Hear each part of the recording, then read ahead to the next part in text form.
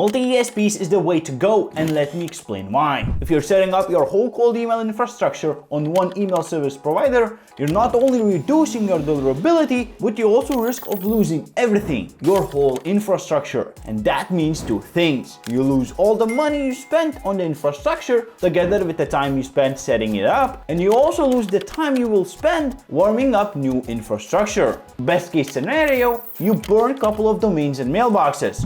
Worst case scenario, you unknowingly exhaust your whole lead list, destroy your primary and 20 secondary domains, and have to spend 2 weeks warming up new mailboxes. That's why 2 or more email service providers is the way to go. It's all about distributing the risk. Instead of putting all of your eggs into one basket, you share it across multiple. And how do you do it, you may ask? Well, it's simple. Everything starts off with getting secondary domains. You don't want to risk destroying the reputation of your primary domain. That's why we'll only use secondary domains for cold email. And those domains should be top level domains. Those are .com domains. What's also super important is the registrar of your domains. For example, Namecheap may ban your domains. So in order to de-risk even further, you need to choose a reputable domain registrar. Secondly, we want to use different email service providers for maximum dilution. This means using SMTPs, either with shared or dedicated IPs, and mainstream solutions like Google and Microsoft. Usually, it's best to pair one SMTP ASP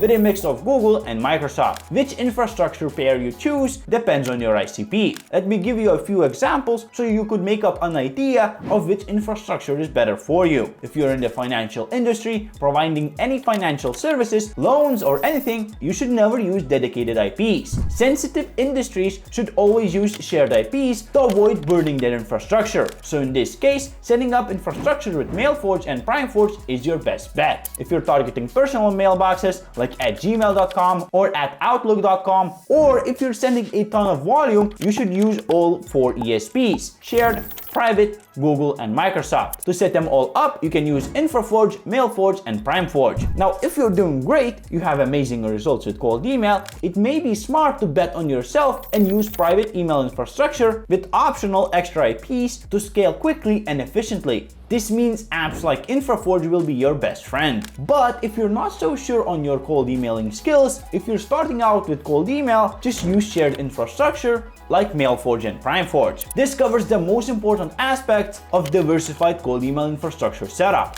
But if you want to go even a step further, learn about domain masking proxies, additional dedicated IPs, and build a bulletproof email infrastructure for cold email, then I suggest you take a look at the video right here.